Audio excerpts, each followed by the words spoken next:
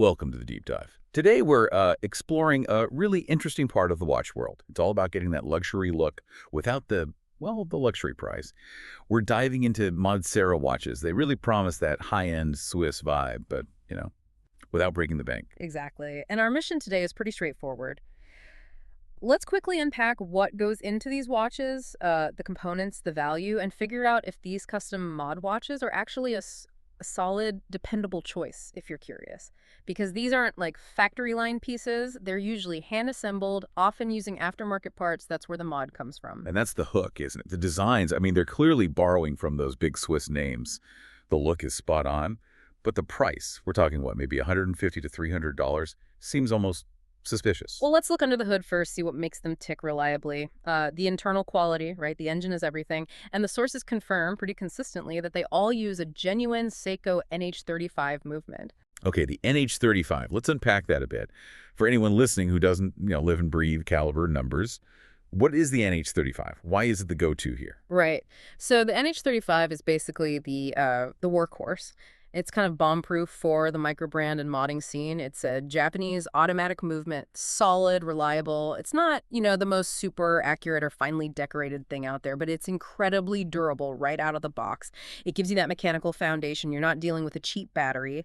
That reliability is really central to their claim of dependability. Okay, that makes sense.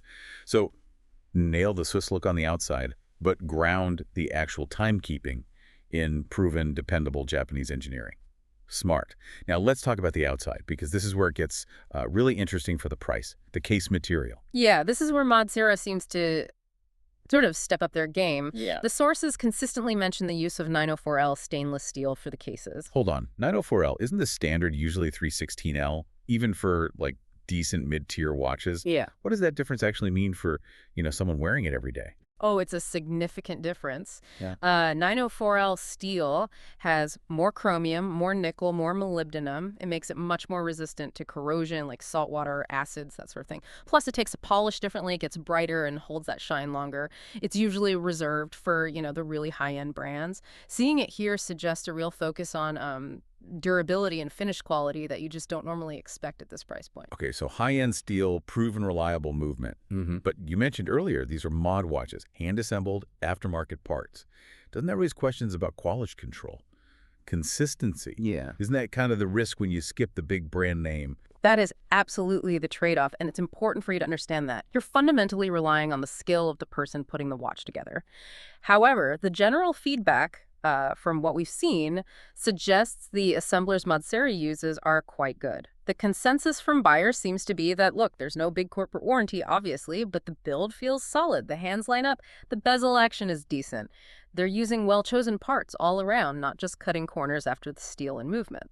Right. So let's connect the dots for the buyer then. The prices you said around $150 up to maybe $300 for more complex builds.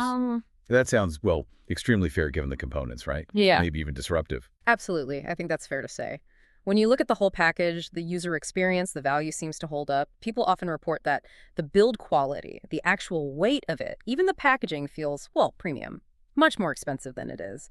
They really do seem to look and wear like something costing, 4 or 5 times as much. And practically speaking, because the parts are Canon, shipping tends to be fast. Usually within a week, which is kind of unheard of for anything custom assembled in watches. Okay, so wrapping things up here. The overall finding for you, the listener, Modsera looks like a pretty legitimate, good option if you want that dependable automatic watch, that luxury look. And you're getting quality materials like 904L steel and that workhorse NH35 movement. Precisely. It seems to deliver on its core promise. And this leads us to kind of a final thought for you to chew on. Considering they're using things like 904L steel, proven movements, but with aftermarket parts and skilled assembly instead of, massive brand overhead inheritance, it does make you wonder, when does luxury-inspired become functionally perhaps almost indistinguishable from true luxury, at least in terms of materials and basic function? And what part of that huge price difference is really just for the name on the dial? Something to think about next time you're watch shopping?